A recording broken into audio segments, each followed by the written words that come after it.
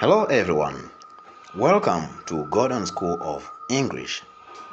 Today we have the analysis of the poem that's called Song of War. This poem was written by a poet called Kofi Awoonor.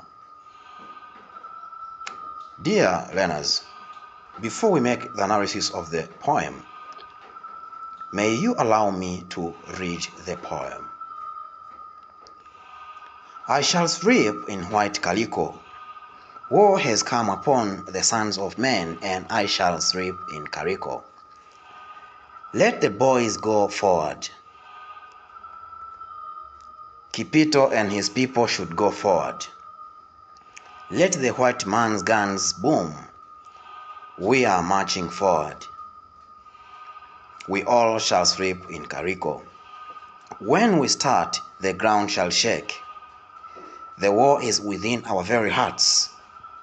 Cowards should fall back and live at home with the women. They who go near our wives while we are away in battle shall lose their calabashes when we come. Where has it been heard before that a snake has bitten a child in front of its own mother? The war is upon us. It's within our very hearts, and the sons of men shall fight it. Let the white man's guns boom, and its smoke covers. We are fighting them to die.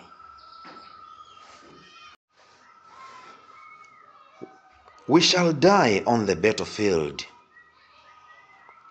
We shall like death at no other place. Our guns shall die with us, and our sharp knives shall perish with us. We shall die on the battle. Having heard the poem, now let me speak a little bit about Kofi Awoonor. Kofi Awoonor was born in Ghana.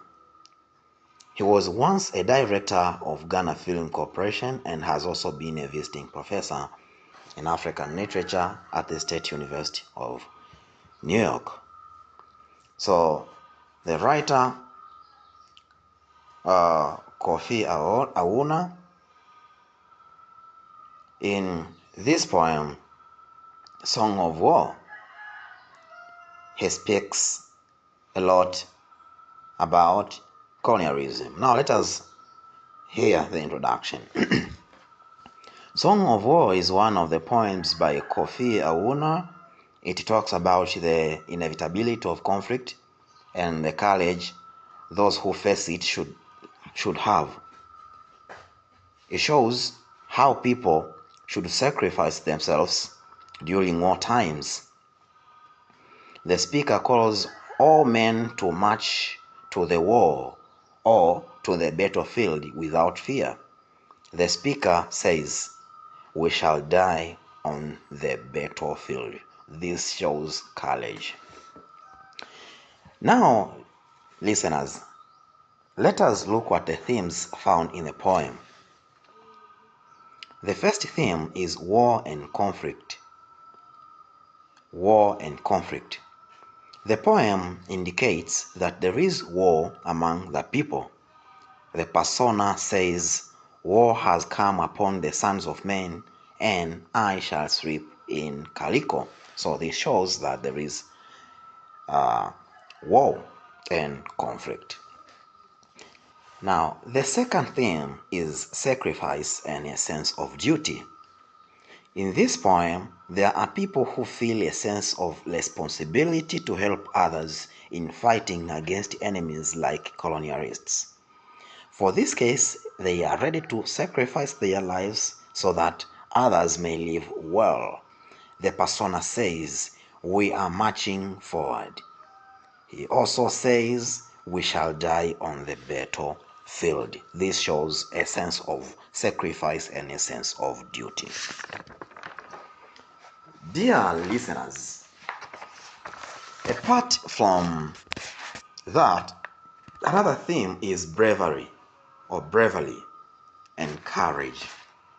War needs brave people who can fight without fear of dying.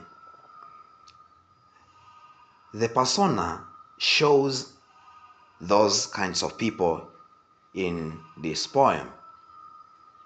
The persona says, "Let the white man's guns boom."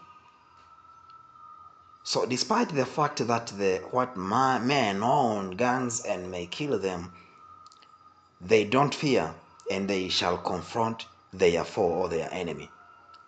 In fact, they are brave. And that is why they are criticizing the cowards by saying cowards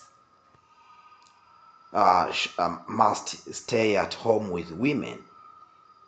Cowards are therefore warned to fall back and stay with women at home. Another theme is colonialism. The white man's guns imply the colonial domination and exploitation. Therefore, the speaker, together with his fellows, are fighting against colonialism.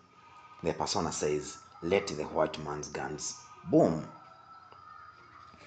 Dear learners, apart from themes, let us look a little bit about literary devices.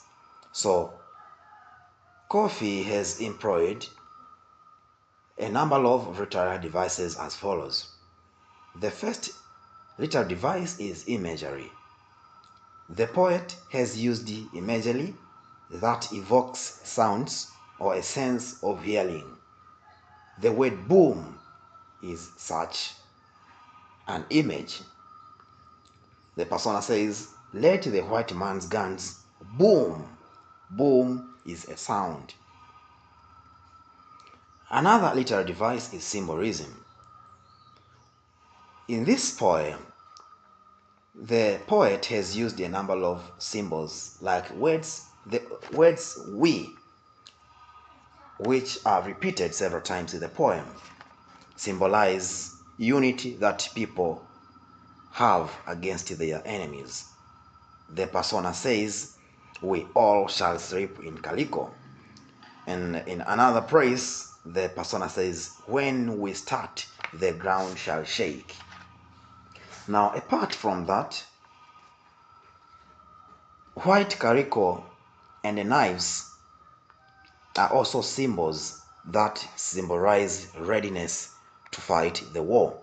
Remember, white calico is a coarse cotton cloth made by the indigenous African natives who often used it to wrap a dead corpse before its burial. So this shows that the persona, together with his fellows, are ready to be wrapped in the white calico when they are dead, but during the war fighting for their right against the colonial domination.